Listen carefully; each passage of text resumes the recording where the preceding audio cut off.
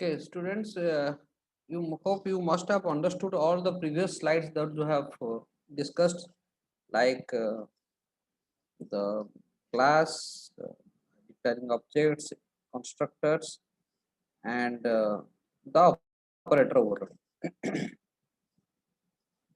We have discussed up to operator overloading. So now we'll go for the inheritance in Python. How to implement the concept of inheritance in Python. All of you must be knowing about the concept of inheritance. Do you know or not? Yes, sir. Yes, sir. The inheritance Yes, is the property of an object to inherit the properties from another object. So in the process of inherit the properties, the derived class has derived class can have access to the property of the base class as well as of its own. So that leads to have EJ kind of relationship and has a kind of relationship. The car has different components, or uh, um, a, what a two suppose a Bajaj scooter is being derived from a scooter class, a two-wheeler class.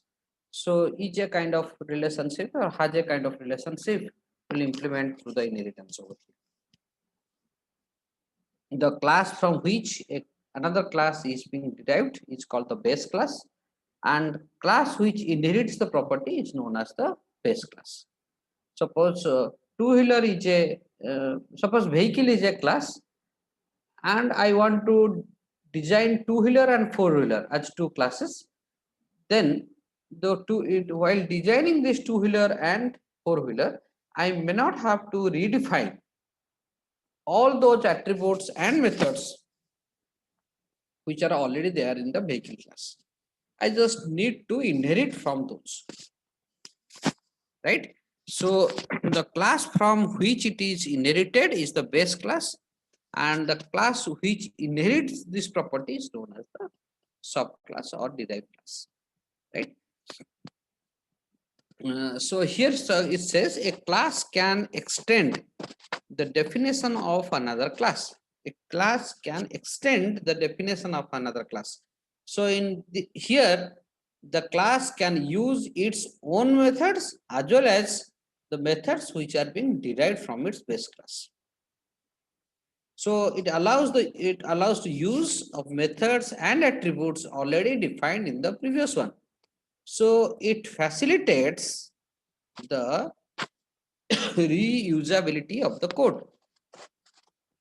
It facilitates the reusability of the code. What is reusability? The code once defined can be reused. The code once defined can be reused. So inheritance is the mechanism through which we'll define some attributes or methods which can be reused in the derived class. So the new class is known as the subclass. The original from which it is being derived is called the parent class, ancestor class, or the superclass.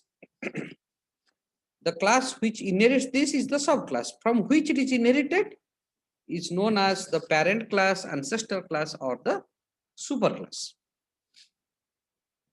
To define a subclass, put the name of the superclass in the parenthesis. Suppose I want to derive the four-wheeler class from the vehicle class. So I will write class four-wheeler. In the bracket, if you write vehicle, that means four-wheeler is derived from vehicle. So here also, to define a subclass, put the name of the superclass in the parenthesis after the subclass name of the first line. So that means I'll write class, the class name, then it is inheriting from the base class student. So from this line, we can see that CS student is a class and its parent is students. So CS student is derived from student base class. So Python has no extend keyword like Java. In Java you use extends. In C++ you use colon and write class this. Here what is the syntax? Just in the bracket you write the base class. So this also supports the multiple inheritance. Multiple inheritance means I can write student dot sports or something like that. That means CS student is derived from student and sports. Here we have written only student. That means from student it is being derived. If I would have written student and sports or something like that, suppose I write sports over here. That means the CS student is derived from student class and sports class. So to redefine a method of the parent class, include a new definition using the same name in the subclass. I want to redefine the method in the parent in the derived class. I have a display function in the base class. I want to define the same display function is in the derived class. What I will do? Include new definition using the same name in the subclass. But however, so now you have what one function is in the base, one function is in the derive, both are having the same name.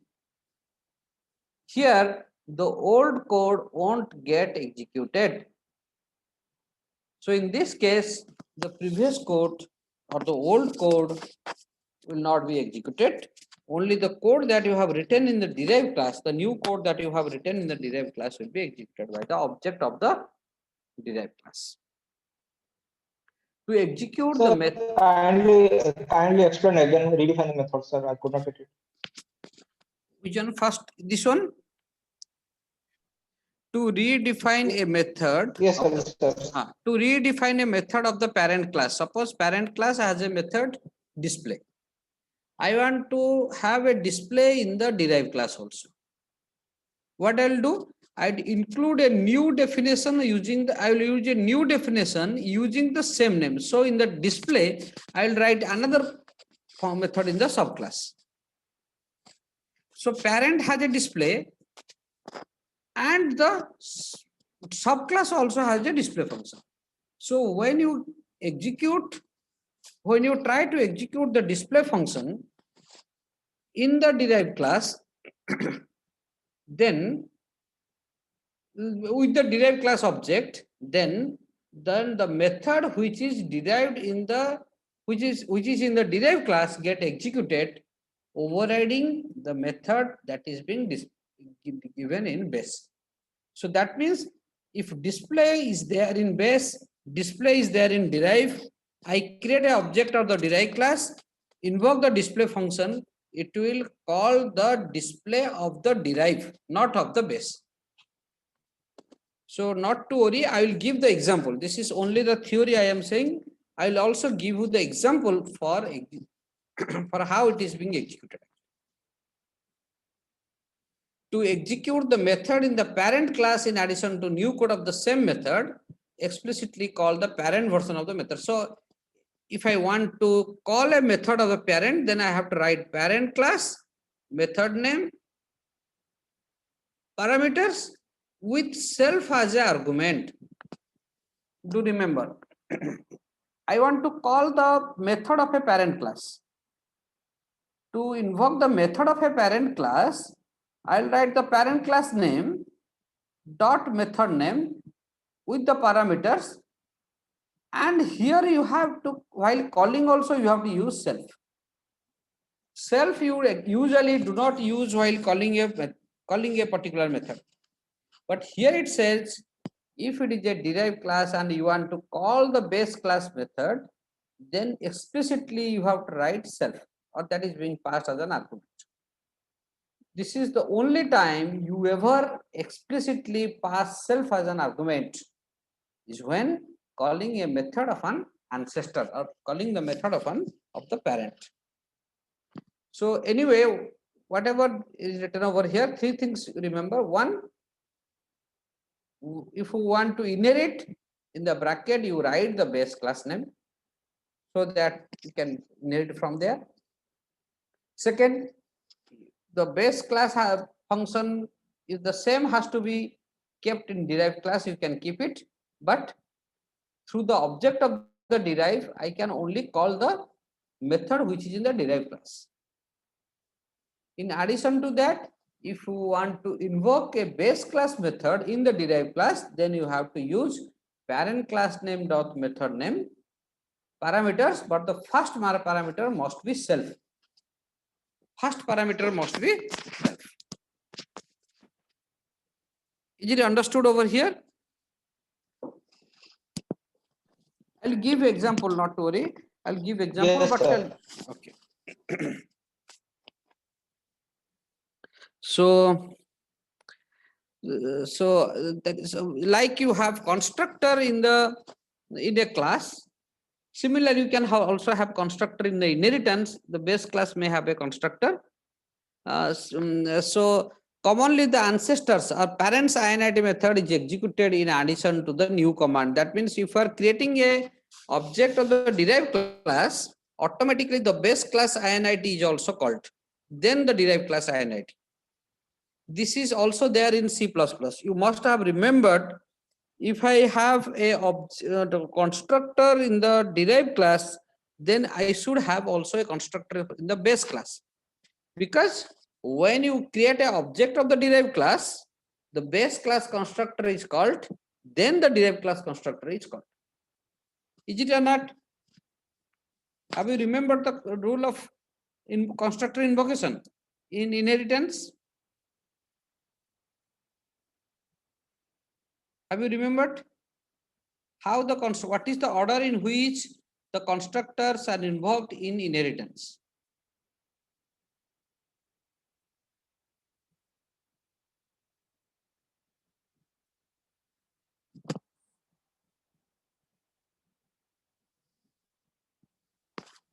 What is the order in which the constructors are invoked in inheritance in C++?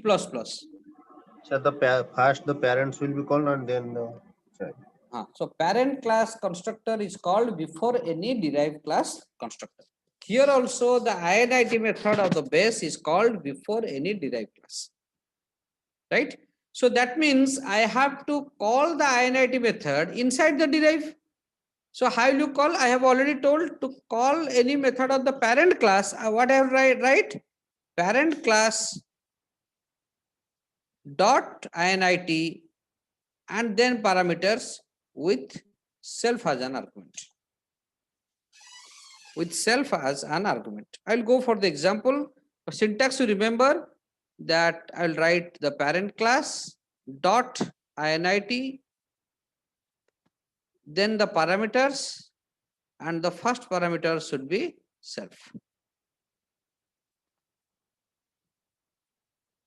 Right?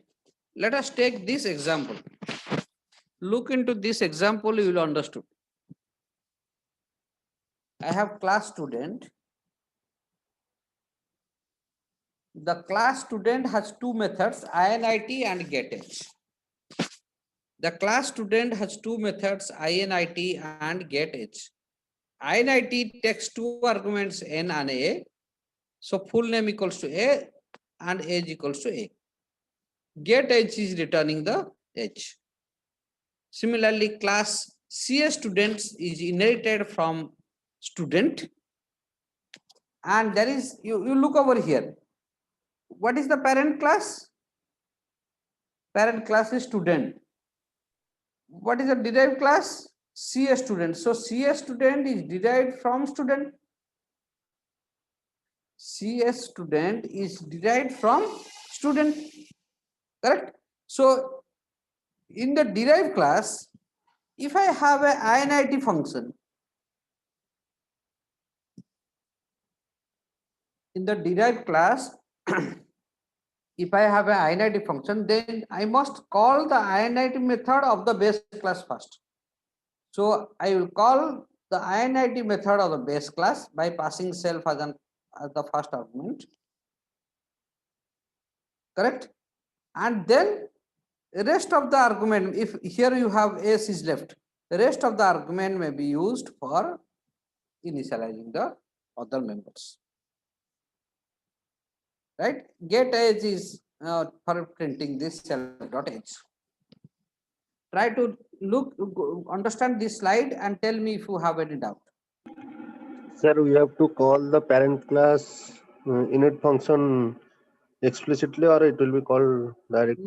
No, you have to call it explicitly. If there is no method defined, no parameters it is taking, then it can be default. Default it will call. But if you have parameters over there, then you have to call it in the derived class. And by passing the number of argument that the base class takes. Yes. Okay. So if you say I'll draw.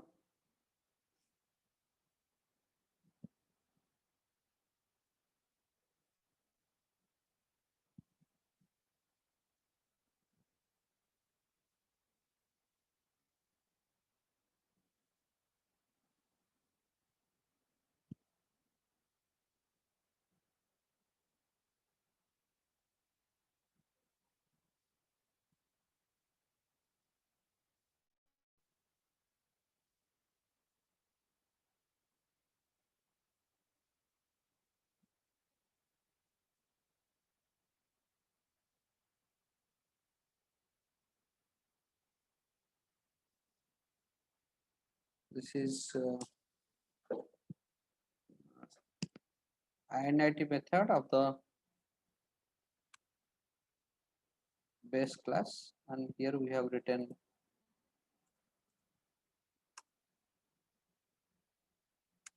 this get age.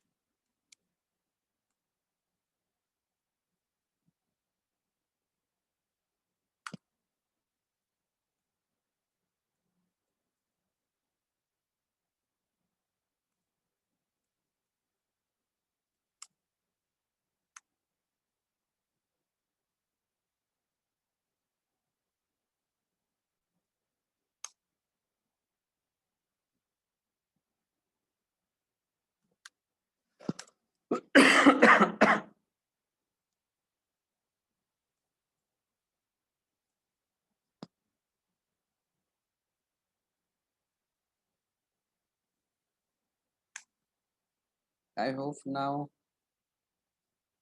I'll create a object of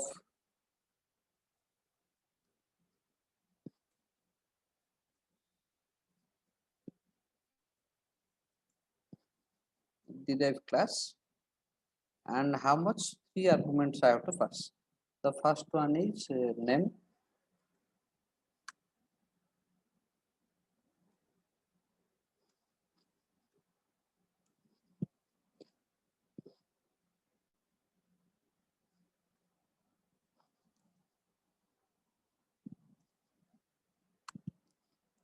let this is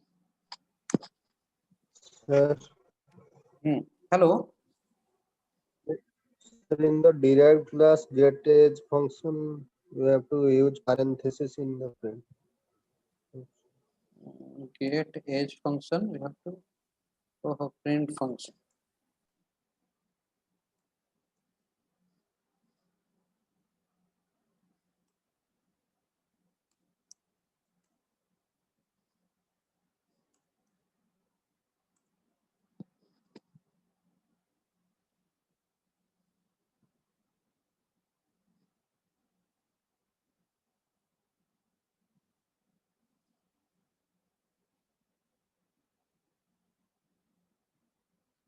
Is one dot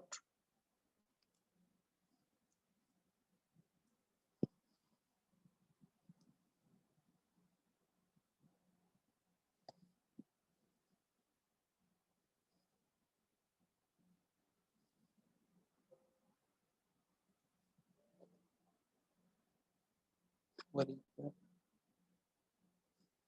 Plus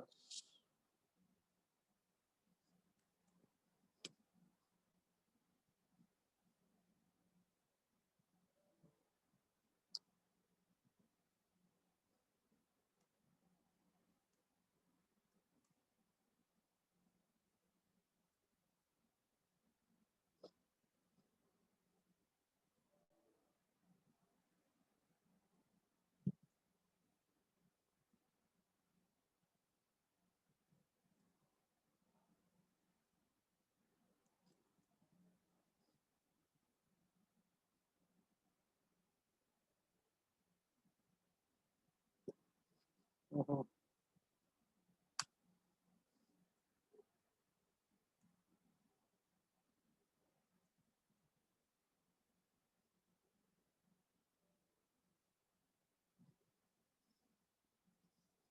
Cell dot section dot number equals to s. This is correct. Indentation.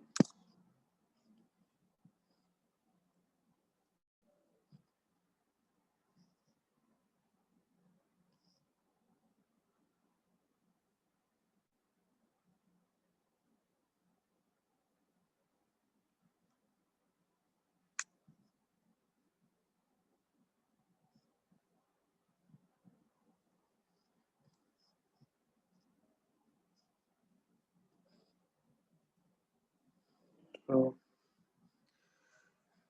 student is not defined. Right? What is student? Capital S.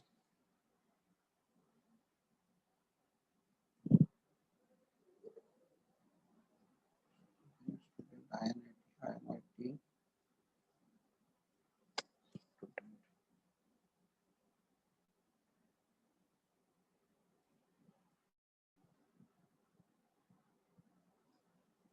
Get age is taken. Get age.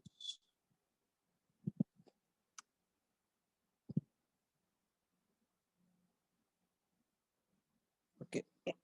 Just see over here. What you have done? This is the base class. This is the base class. Student is having a INIT function. So what are these self dot full name, self dot age? What are these two? What are these full name and age?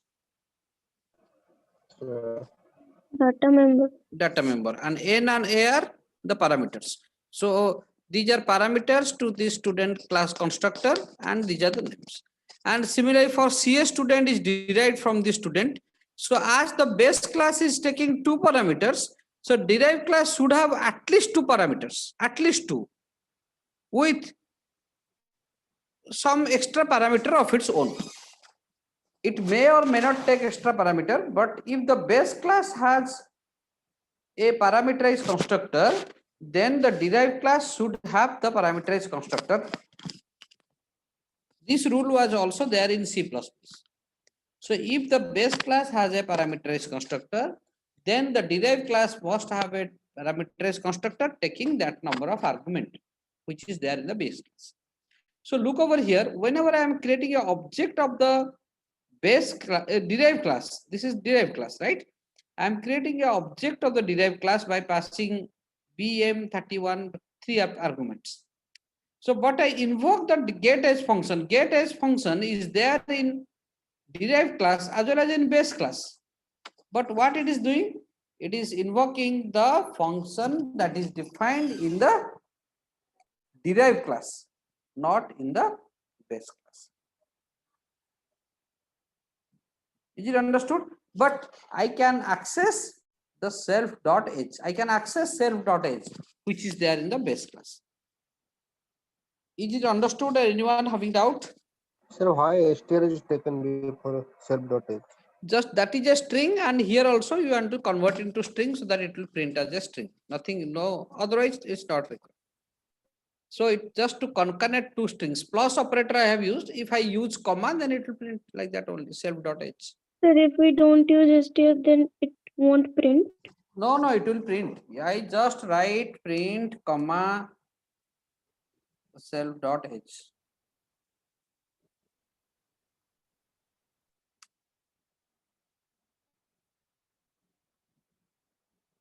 Correct.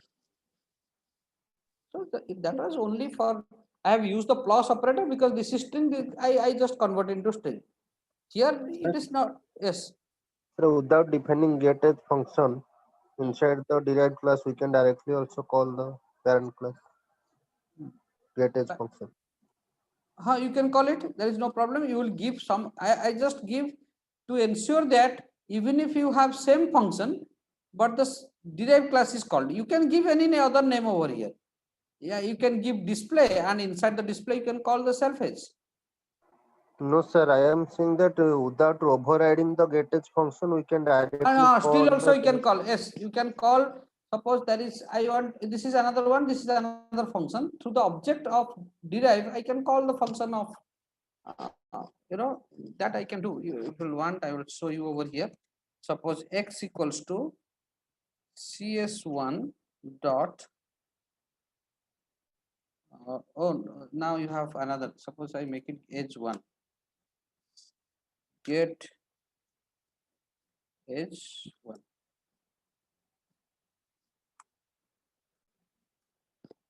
Print.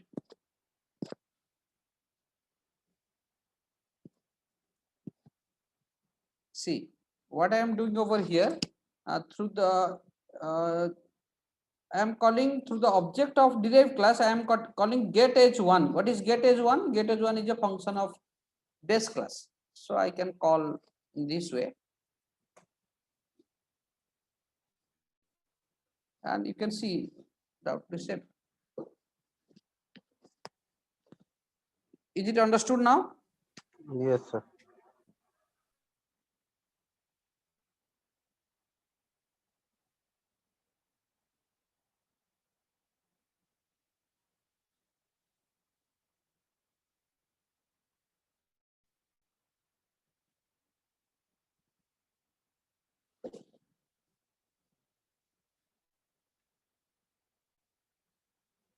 Okay, so we have seen that how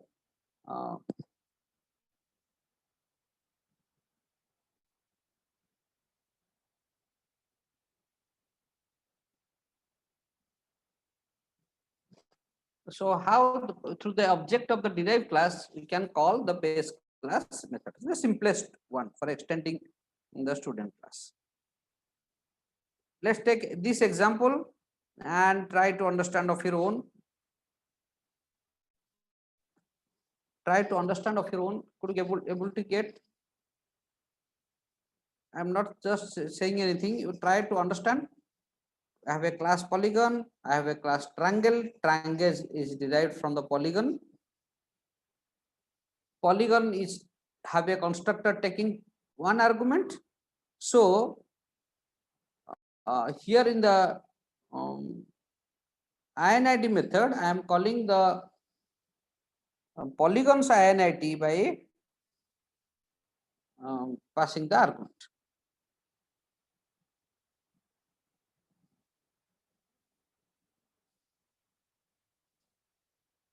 Next, to input the sides, the three sides are being inputted. Derived class computes the area and display sides. Can you tell me how, for which object we will create, for which class we will create the object now? If I want to find the area, A triangle class. Triangle class. Then what is the order in which the constructor will be called? Sir, parent class, after that triangle. First polygon class, then triangle. So first INIT of polygon, then INIT. So inside the triangle of INIT, we have called the method of polygon. We have called the INIT method of polygon. But do remember, here you have to write the class name. Here you have to write the base class name. So object is initialized. I use the input sides. Suppose object dot input sides. What it will do? This will allow the user to input enter the side I plus 1. What is I plus 1 over here? So side 1, side 2, side. Yes, I have a loop over here for I in range of self dot n, right? So for that number of times, what is n? N is a data member, right? Number of sides. So three sides, three values will be entered, and those are being stored in self dot sides. So if my polygon is having so if it is three values and three values are stored, then I find the area by using the find area method, and to display the display side will be called. So I create an object of the triangle class, input the sides, suppose I input 3, 5 and 4. Then I display, it is displaying 3, 5 and 4. And while calling the find area, it prints the area of the triangle is by computing that, computing those values 3, 5 and 4. Is the problem understood, or anyone having doubt over here? Ask me.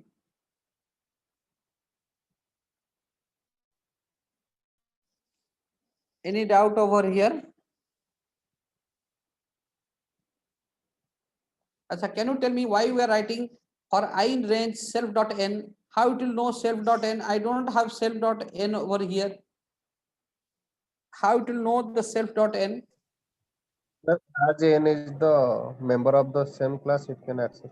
Yes, n is a member of the same class, so it can access that value.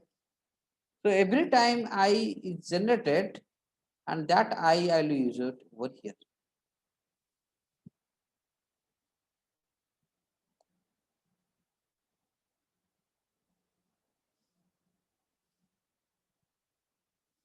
Is that understood now? Yes, sir. Sir, Okay. please show again the previous program. The previous slide.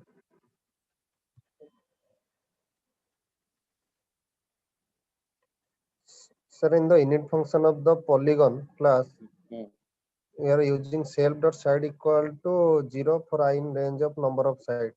That means we are creating a list or what? What we are doing, we are actually putting for different sides, we are putting 0 actually. For side 1, side 2, for I in range of number of sides.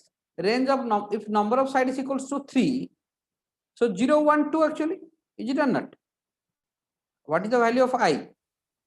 Value of I is 0, 1 and 2, sir. And for this it is value is 0.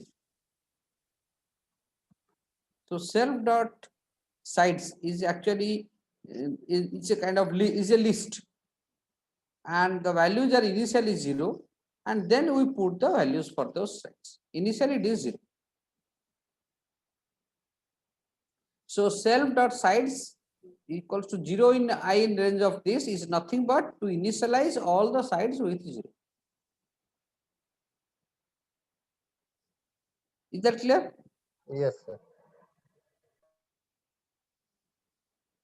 So we'll see that what are the different inheritance that can be there in Python. It says that we can have all those inheritance types that we use in Java, C++. We have single inheritance, multiple inheritance, hierarchical inheritance, multi-level inheritance, and hybrid inheritance. All these kinds of inheritance are supported by Python. Single inheritance is one base class, one derived. if a class is derived from a base class, then it is single inheritance. Multiple inheritance. So if a class is derived from more than one. Yes, if a class is derived from multiple base classes, then it is a multiple inheritance. And multi-level is if class B is inherited from A and class C is inherited from B, then C will also get the property of A. It's a multi-level inheritance. And hierarchical inheritance is the invertible of the multiple, the opposite of multiple, like a base class may have a number of derived classes. But multiple says one class may have multiple base classes. Hybrid inheritance, if you are using more than two kind of inheritance. Yes, if you are using two or more than two kind of inheritance in a system, we say it's a hybrid inheritance. These things you already know. Let us take this example over here. I have a car and I derive racing car from car. You can see over here, whenever I am writing class car, here I am writing object. but I don't want to inherit from anything. So why I am writing object? This says that in particular in Python 3.0, it says that every class inherits from a built-in base class called object.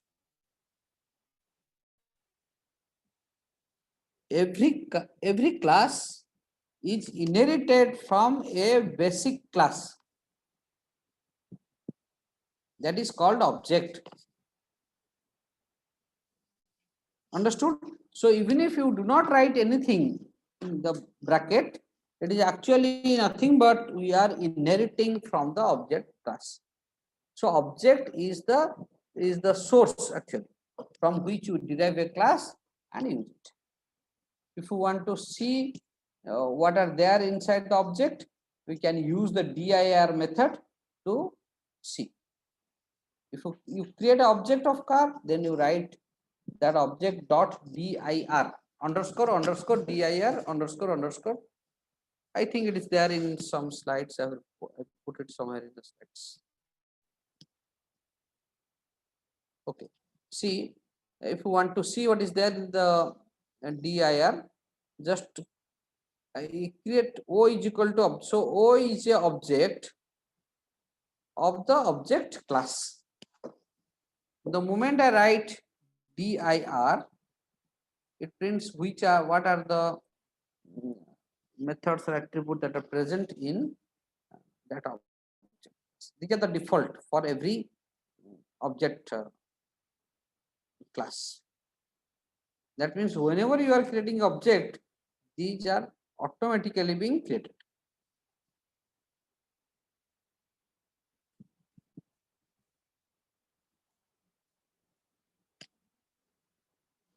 So you can see over here the car object, that means car is inherited from object, and this object is nothing but you can see inherits from a built-in basic class called. So I have this INIT takes two parameters, color and seat. So color and seat are being initialized to two different data members. I have a racing car which is inherited from car. So I must have a parameters constructor. Some parameters are there like TR, speed, these are there.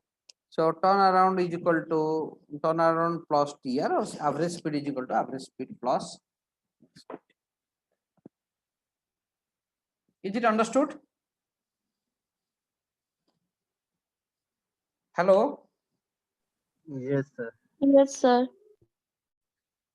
Okay, the limits of subclass, it is responsible for defining what you do in the subclass. Actually, it is responsible for defining the additional members of the subclass. Responsible for defining the additional members of the subclass. It is responsible for invoking the INIT method of its superclass.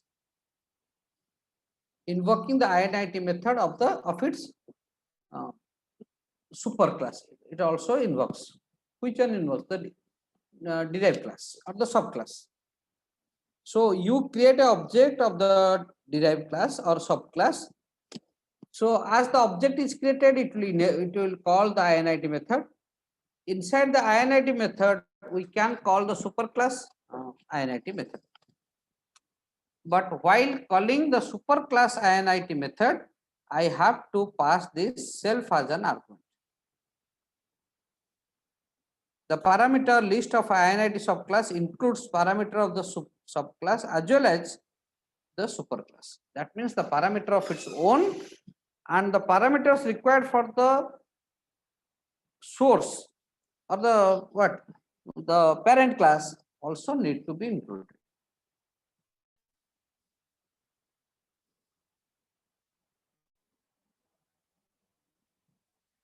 The class member and inheritance.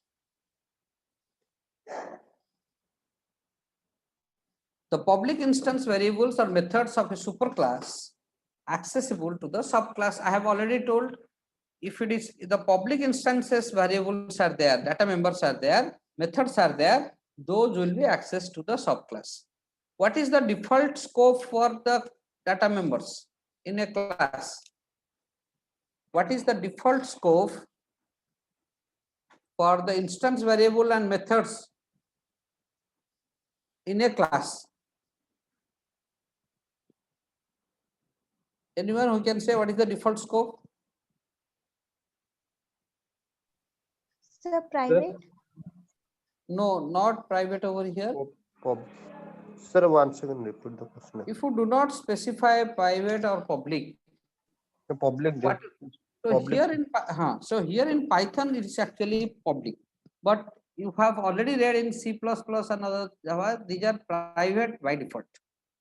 By default it is private, but in Python it is by default public, but you can make them private by giving leading underscores. But do remember, if you declare any variable at any instance, that instance as private, then that cannot be inherited to the derived class. So you cannot access it. So private instance variables of superclass are not available to the subclass. Whether it is inherited or not, that is another question. I am saying that it cannot be accessible. They are not available to the subclass. They are not available to the subclass. Or which one? The variables or methods which are in the subclass defined as private. Is the first two lines understood?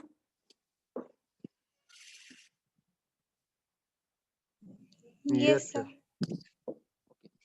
So how we will know whether it is an object of a class or not, whether it is an object of a class or not. So we have a method, built-in method, each instance. Each instance.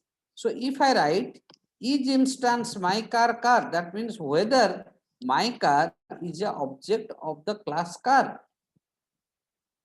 So it takes two arguments. First one is the object, second one is the class name.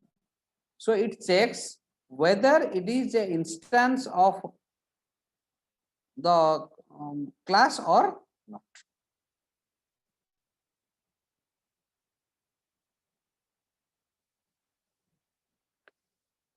Clear? Similarly, there is a method each subclass. There is a method each subclass. So if I write each subclass racing car, so whether racing car is a subclass of car or not. So first one checks whether it is an object or not. You cannot have a space over here.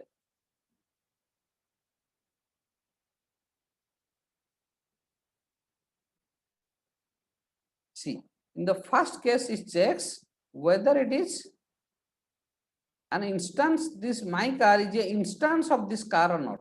That means my car is an object of car or not. In second case it checks each subclass whether racing car is a subclass of car or not. Whether racing car is a subset of car or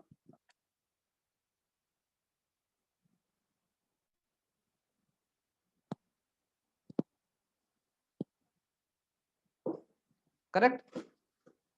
Can you remember these two functions or not? Each instance and each subclass. Each instance, whether it is instance or not, each subclass, whether it is a subclass of this class or not. Is that clear? Yes, sir.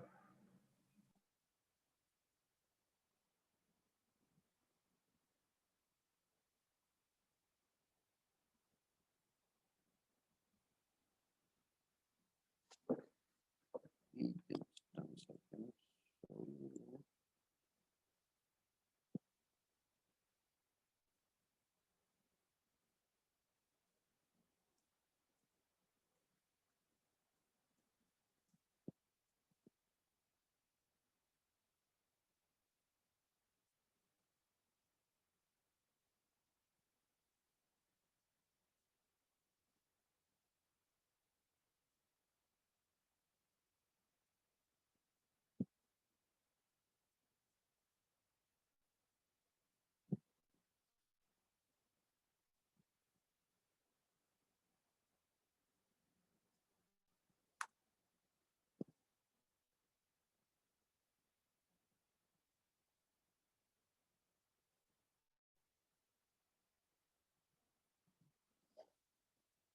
See, here what I am doing, print each instance CS1,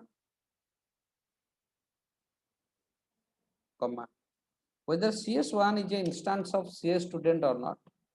Similarly, X is in each instance of CS student or not.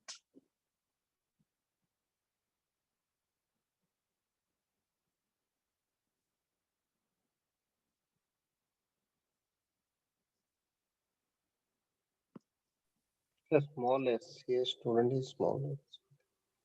Yes. Oh,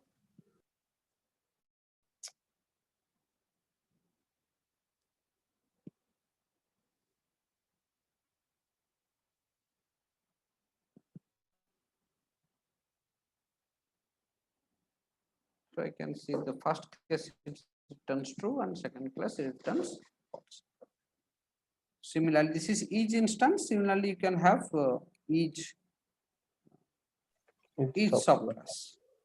You can run that one of your own. Each subclass also you can check. Correct? Can you do of your own or not? yes. Similarly, you can check whether it is subclass or not. So I think it's time already. These things multiple inheritance, overriding, and some special methods. These programs I'll give you for practice only.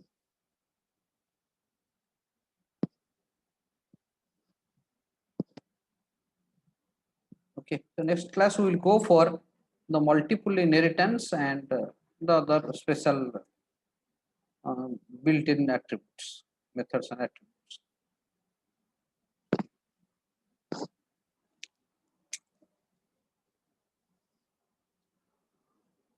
Roll number 4.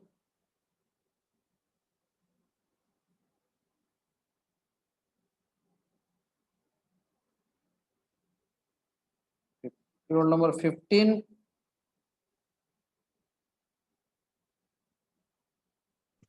Sir, 15 present, sir. 15 present. Yes, sir.